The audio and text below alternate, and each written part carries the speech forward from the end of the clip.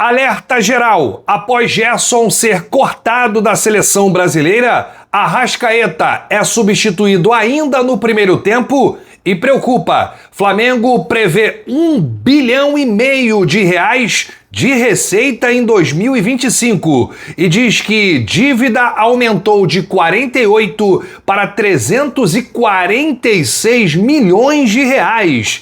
CBF envia ofício a clubes e federações avisando sobre novas regras no futebol brasileiro a partir de hoje. Essas e outras a partir de agora no seu canal Raflamelo. Cola esse dedo no like, ajude muito o nosso canal, continue compartilhando os nossos conteúdos. Se você ainda não é inscrito, aqui embaixo tem um botão. É muito importante a sua inscrição para o crescimento do nosso canal. Não se esqueça sempre de ativar o sininho para receber todos os nossos vídeos. Raflamelo 81 nossa gente, vem comigo, assiste até o final, não pule esquema à parte, porque tem muita informação do rubro-negro mais querido do Brasil e do mundo. Um excelente sábado para você e para toda a sua família. Bom fim de semana. Olha, gente, começamos esse vídeo com uma notícia triste.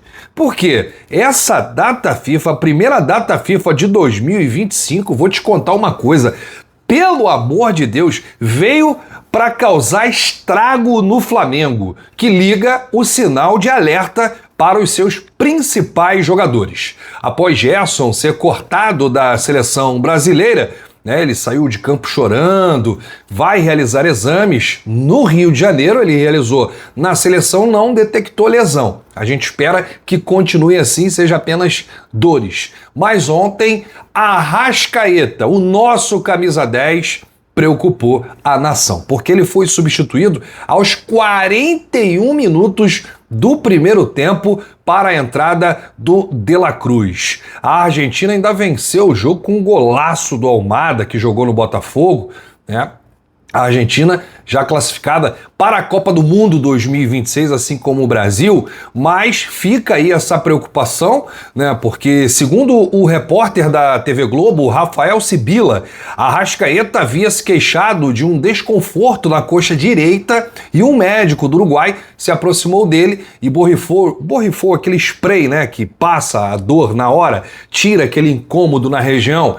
Mas instantes depois ele foi substituído e levou a mão à virilha enquanto aguardava aí a cobrança de um escanteio por parte da Argentina. Vou te contar uma coisa. E o Arrascaeta realizou uma artroscopia em dezembro do ano passado. Ele falou que jogou lesionado. Toda a temporada 2024, 2023 também não estava legal e a gente imaginou que ele não teria mais problema, né, físico, problema de lesão, dores, qualquer coisa aí ligada a isso, mas ontem, novamente, a Arrascaeta foi substituído e ele vai realizar exames, né, assim que chegar ao Rio de Janeiro, lembrando que o Flamengo se reapresenta segunda-feira. E aí o Flamengo já começa a ligar o sinal de alerta para o outro uruguaio, De La Cruz, porque com o jogo de ontem, derrota para a Argentina por 1-0, são 3 partidas do De La Cruz em 9 dias. E o De La Cruz a gente sabe que não estava acostumado lá, quando estava no River, ele não tinha essa intensidade de jogos. O calendário do futebol brasileiro ajuda, né? Contribui para isso, é diferente do calendário do futebol argentino. E aí emenda com os jogos da seleção. Então olha aqui, no dia 12 de março, o De La Cruz jogou contra o Fluminense, foi o primeiro clássico, né? Fla-Flu, né, da final. Aí o Flamengo venceu aquele jogo por 2-1. O De La Cruz esteve em campo em 80 minutos. 3 dias depois, no dia 16 de março, Flamengo e Fluminense 0-0 foi o jogo do título. Ele jogou os 90 minutos. E ontem, 21 de março, ele jogou, né? Entrou na vaga do Arrascaeta, ele jogou até os 48 minutos, né, do segundo tempo. Na verdade, ele entrou aos 48 minutos do primeiro tempo na vaga do Arrascaeta, que sentiu aí dores musculares e jogou até o final. Ou seja, e deve jogar terça-feira pelo Uruguai. Quer dizer, e aí? O Flamengo vai iniciar o Campeonato Brasileiro sem Arrascaeta, Gerson, De La Cruz? Como é que faz? O clube que paga o salário do atleta. Aí tem a data FIFA, estoura todo mundo, aí manda todo mundo lesionado, que a gente já viu esse filme, a gente sabe como é que acontece, né? Foi assim no ano passado, vários jogadores lesionados no período da data FIFA, nas suas seleções. O Pedro, a gente está sem o Pedro até agora, então quer dizer, é complicado. Flamengo liga aí o sinal de alerta. O De La Cruz ele deve entrar em campo na próxima terça-feira, o último jogo aí dessa data FIFA. Eu quero saber o seguinte: o Flamengo vai entrar completo no Campeonato Brasileiro, que é isso que importa, né? Data FIFA, com todo respeito, né? Flamengo paga o salário altíssimo, contratou, gastou muito dinheiro. E aí? E o Gerson? Será que a gente vai ter o Gerson à disposição? Foi só um susto? Ou o Gerson se lesionou no jogo de quinta? Em relação ao Arrascaeta, será que a gente vai perder ele? Vai ser um novo problema crônico? Quer dizer, o Flamengo já precisa aí ver algum jogador com as características do Arrascaeta, um meia. Não dá para ficar refém do Uruguai também. A gente sabe que ele não consegue manter uma regularidade. É um negócio de maluco. Não estamos contestando aqui o futebol do Arrascaeta. Ele é bom de bola, né? Um jogador acima da média. Mas também não dá para ser... não dá para se machucar sempre. Ou sempre que a gente depender do Arrascaeta, ele ficar fora. Então o Flamengo já precisa costurar aí já para a próxima janela do meio do ano, com uma certa urgência, colocar uma prioridade e contratar um meia. Porque não dá. Olha aqui, antes que alguém pergunte, já que eu falei aqui dos jogadores convocados nesta data FIFA, todo mundo já sabe o que aconteceu lá com o Wesley, entrou, jogou muito bem, o Ortiz entrou no minuto final, né? Dorival colocou o Ortiz faltando 1 minuto para acabar o jogo. O Alexandre nem entrou e o Gerson saiu machucado. Ontem vocês viram aí a Arrascaeta, De La Cruz. Antes que algum torcedor pergunte, vamos falar aqui do Gonzalo Plata, né? Esse aí, pelo menos, deu tudo certo, tudo tranquilo. Ontem venceu o jogo, né? O Equador venceu a Venezuela. O Equador jogou em casa por 2-1. Plata mostrou uma versatilidade, né? Ao longo do jogo. Boa movimentação, participou de alguns lances de perigo, só que a Venezuela jogou fechadinha, né? Tava jogando na retranca. E aí o Plata foi muito participativo, mas quem foi o nome do jogo foi o Ener Valencia, atacante do Internacional, mas o Plata teve uma boa atuação na vitória do Equador. Ainda tem mais um jogo das seleções, né? Da seleção brasileira, aí a gente já pensa no Wesley, pensa no Ortiz, aí tem mais um jogo da seleção uruguaia, a gente pensa no De La Cruz, tem mais um jogo da seleção equatoriana, a gente pensa no Plata. Flamenguista não tem um dia de paz, né, gente? Em período data FIFA.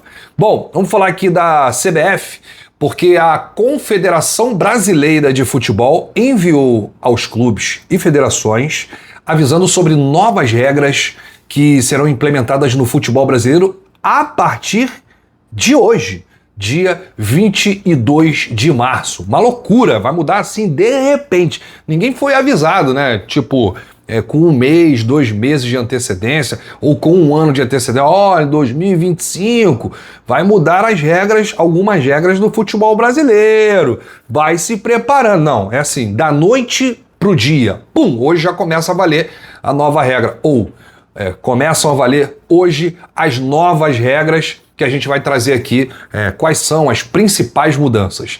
Então vamos lá. Somente capitães podem falar com os árbitros. Se um outro jogador que não for capitão chegar para o árbitro e reclamar ou falar alguma coisa no lance do jogo, enfim, se o árbitro quiser, o árbitro pode amarelar pelo simples fato que não é o capitão que está falando com ele. Então só o capitão do time vai poder falar com o árbitro. Essas regras são para o futebol brasileiro, tá, gente? Goleiros podem segurar a bola com as mãos por até 8 segundos. Então, o goleiro tá com a bola na mão, a bola foi para a mão do goleiro, o árbitro tá contando. 1, 2, 3, 4, 5, 6, 7, 8. O goleiro tem que arremessar a bola, tem que se livrar da bola. Caso contrário, será marcado escanteio para o time adversário nas competições que estão em andamento, as mudanças entram em vigor a partir da próxima fase. Então tá aí a Confederação Brasileira de Futebol, a CBF, ditando as regras, né, do futebol brasileiro, colocando aí algumas mudanças. Eu vou te contar uma coisa, os caras não tem mais o que fazer, rapaz. Não tem mais. Eu tava acompanhando aí o Ronaldo Fenômeno, ele ia ser candidato à presidência da CBF, e aí desistiu porque não recebeu o apoio das federações, né? E aí, eu li também que o Edinaldo Rodrigues, que é o atual presidente, ele será candidato único. E aí, não tem candidato, né, para disputar com ele. E aí você não tem ideias. É apenas a ideia do Edinaldo Rodrigues. Se vai ser bom ou ruim para o futebol brasileiro, só o tempo vai dizer. Mas eu achei algumas mudanças estranhas, né? Por exemplo, 8 segundos, o goleiro se descuida lá e escanteio para a equipe adversária. Cartão para os jogadores que reclamarem. Só capitão pode falar agora com o árbitro. E aí, nas competições que estão em andamento, as mudanças entrarão em vigor a partir da próxima fase. Um exemplo, qual competição que está em andamento? Os campeonatos estaduais, alguns estão em andamento, só a partir do próximo. Copa do Brasil, já vamos entrar na próxima fase. Campeonato Brasileiro já vai iniciar com as regras. Então tá todo mundo avisado. Deixa aí nos comentários o que você achou das mudanças do futebol brasileiro que entram em vigor a partir de hoje, deste sábado. Gostou? Não gostou? Não tem o que inventar? Deixa quieto? Ou não tem opinião formada sobre essas mudanças? Bom, agora assunto sério, gente, assunto sério. Assunto finanças do Clube de Regatas do Flamengo. Vamos falar aqui do balanço, vamos falar do que o clube prevê, né, de receita e qual a real dívida do Flamengo. Essa dívida aumentou? Aumentou por quê? Quais fatores? Então a gente vai trazer aqui essa última informação, aliás, uma informação importantíssima, porque o presidente Luiz Eduardo Batista, o BAP, fez uma apresentação de cerca de 2h30 na última quinta-feira no Conselho Deliberativo do Flamengo. E aí foram expostas as informações levantadas nos primeiros quase 80 dias de gestão.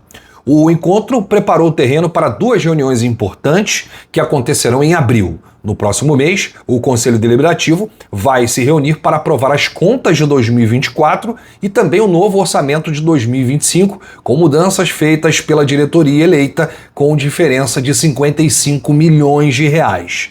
A projeção inicial de BAP é de receita recorde acima de 1,5 bi, ou seja, o que o BAP está prevendo aí é que o Flamengo terá uma receita de 1,5 bilhão de reais. Será a maior receita da história do Clube de Regatas do Flamengo. E superávit de 180 milhões de reais, um superávit altíssimo também. Sobre os números de 2024, o GE publicou ontem que o BAP apresentaria um déficit na casa de 70 milhões de reais. O valor foi considerado a partir das receitas orçadas e realizadas pelo clube no ano passado. Havia sido previsto um superávit de 71 milhões de reais, mas o clube teve um déficit de 1 milhão, segundo a apresentação. Foi desta forma que a gestão chegou ao diagnóstico negativo de 72 milhões de reais, ou seja, 72 milhões de reais é o que o Flamengo teve de dívida desse período para cá. O presidente também apresentou aos sócios o valor encontrado em caixa no clube e destacou a diferença dos números de janeiro de 2024 para janeiro de 2025. Então vamos lá, segundo o balanço, 1º de janeiro de 2024, 234 milhões de reais. 19 de dezembro de 2024, 32 milhões de reais. 31 de janeiro de 2024, 69 milhões e 800 mil reais. Ao explicar como encontrou o caixa do Flamengo, BAP disse que a previsão da diretoria passada em novembro de 2024 era de 3 milhões e 300 mil de fluxo de caixa. Fluxo de caixa, quando o BAP chegou lá, meu Deus, só tem 3 milhões e 300 mil reais no fluxo de caixa. Ainda segundo o presidente, o número aumentou para 66 milhões e 500 mil reais com ações de recuperação no fim do ano, como negociações de vencimentos de curto prazo feitas pela nova gestão. Com isso, o clube começou 2025 no azul, com 69 milhões e 800 mil reais em conta. Também, de acordo com a apresentação aos sócios, a dívida líquida aumentou de 48 milhões para 346 milhões. Segundo o BAP, 240, aí a gente explica aqui como é que essa dívida aumentou de 48 para 346 milhões. O BAP disse que 243 milhões são referentes a movimentos feitos no segundo semestre do ano passado, como a compra do terreno do gasômetro para a construção do estádio e o investimento em jogadores como Carlos Alcaraz e Gonzalo Plata. O balanço completo de 2024 será apresentado para a votação até o fim do mês. E aí, para a gente fechar esse assunto, palavras do BAP. Durante 11 semestres, a gente vendia para comprar, o que eu acho correto. No final do ano passado, a gente inverteu a situação. Isso está refletindo no nosso balanço. Tem que vender antes de comprar, disse BAP. Bom, gente, isso tudo a gente vai saber de forma oficial nessa reunião que vai acontecer daqui a um mês, né? Vai acontecer uma apresentação aos sócios para falar aí do balanço, de quanto o clube prevê de receita, qual a real dívida, qual a situação, né? Por que essa dívida aumentou, se aumentou para quanto. Então tudo isso e muito mais a gente vai saber nessa reunião oficial daqui a pelo menos um mês.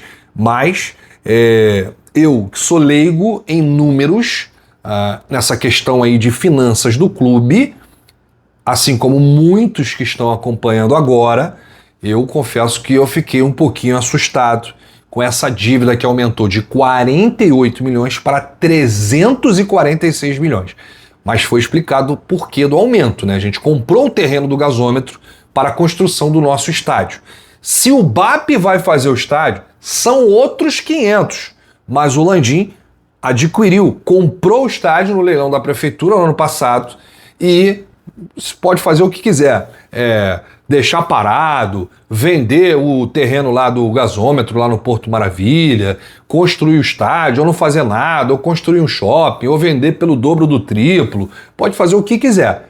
Mas a dívida aumentou por conta desses fatores. Não só a compra do terreno do gasômetro, que é o nosso sonho, estádio próprio e tudo mais, mas também a contratação de alguns jogadores que o Flamengo começou a gastar muito no meio da temporada, né? E inclusive o Alcaraz foi a contratação mais cara da história do clube, teve o Gonzalo Plata, outros jogadores que chegaram também, né, no ano passado. Deixa aí nos comentários o que você acha de toda essa situação. Bom, eu volto ainda neste sábado com informações do rubro-negro mais querido do Brasil e do mundo. Se você chegou até aqui, é muito importante o seu like, ajuda demais os nossos vídeos, ajuda demais o nosso canal. Grande abraço para você, saudações rubro-negras, bate no peito e diz, isso aqui é Flamengo, valeu!